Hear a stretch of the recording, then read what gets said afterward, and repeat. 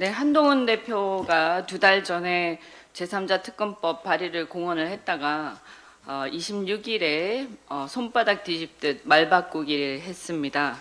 한동훈 대표는 제3자 특검법을 발의할 자신도 능력도 의지도 없는 것을 드러냈습니다. 지금까지 한동훈 대표가 김건희 명품백 수수 혐의라든가 그 무혐의 처분이라든가 제3자 특검법에 대해 보여준 태도로 볼 때 윤석열 정권과 차별화하기는커녕 과거 전두환 노태우 사례처럼 차별화 쇼를 할 능력도 의지도 없다는 게 증명이 됐습니다. 과연 어떤 눈꼽만치라도 이 정권과 어떤 독자적인 의사결정권을 갖고 있는지 의심스러울 지경입니다. 한동훈 대표는 국회의 다수당 제1야당 대표가 굳이 독립적인 의사결정권조차 있는지 의심스러운 여당의 대표를 만나서 회담해야 할 이유가 있는지 스스로 입증해야 될 것입니다.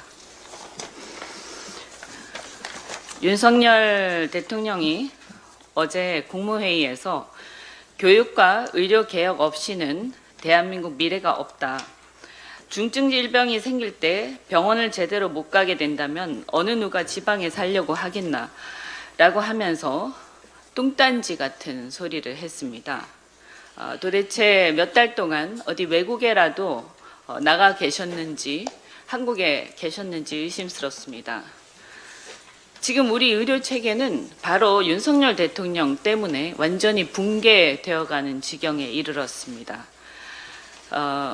의대 증원 소요 예산 추계만 해도 향후 6년간 6조 5천억이라고 하고요. 그리고 전공의가 지금 전국에 흉부외과 같은 경우에는 10손가락 안에 든다고 합니다. 그래서 노 교수가 전공의가 없는 상태에서 수술을 하기가 어려워서 사표를 내는 지경에 이르렀다고 하는데 당장 흉부외과 수술을 해야 되는 환자들은 어떻게 해야 할지 생각만 해도 끔찍합니다.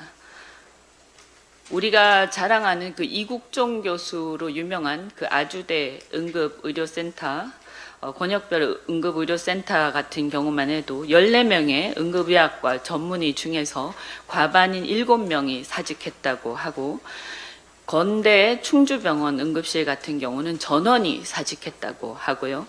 이대 목동병원의 응급실 같은 경우는 전문의 한 명이 교수 한 분이 지키고 있다고 합니다. 이러니까 응급실 뺑뺑이 소리가 안 나올 수가 없습니다.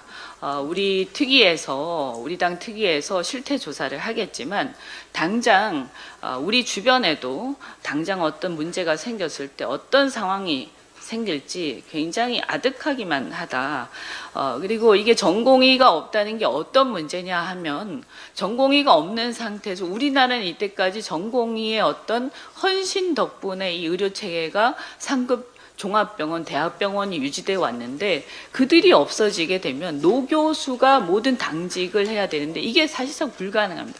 노교수들도 버티기가 힘들어져서 그만두게 되고 그럼 위에 상부 구조가 없는 상태에서 의대생들만 남게 됩니다. 그럼 어떻게 이게 유지가 됩니까? 상급병원들이? 그러니까 생각만 해도 이건 의료 붕괴가 명약관화해지는 거죠.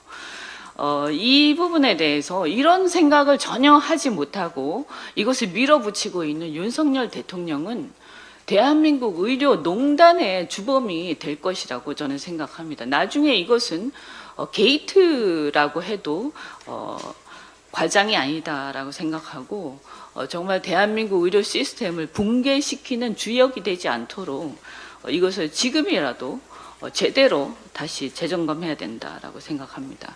한 가지만 더 말씀드리겠습니다. 지금 예산안 발표를 했는데 이것도 지금 예산안 발표하면서 전 정부가 5년 동안 400조 원 이상 국가 채무를 늘려서 정부가 일하기 어렵게 만들었다. 이런 망발을 하고 있습니다.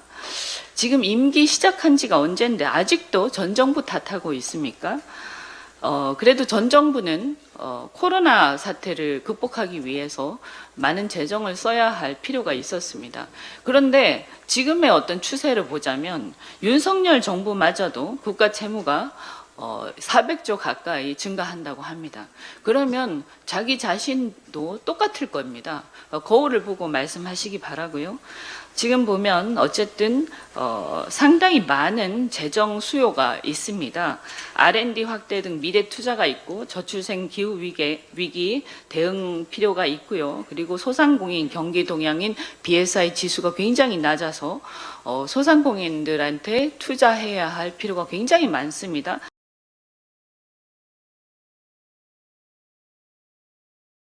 윤석열 정부는 지금 세입 기반이 훼손된 부자 감세 안들만 계속 내놓고 있습니다.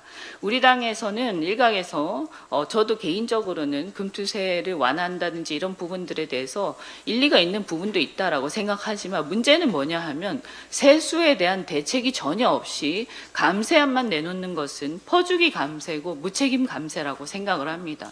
정부가 책임 있게 또 국민의힘이 책임 있게 세수를 어떻게 확보할지 대안부터 내놓고 나서 감세에 대한 안을 내놓기 바랍니다.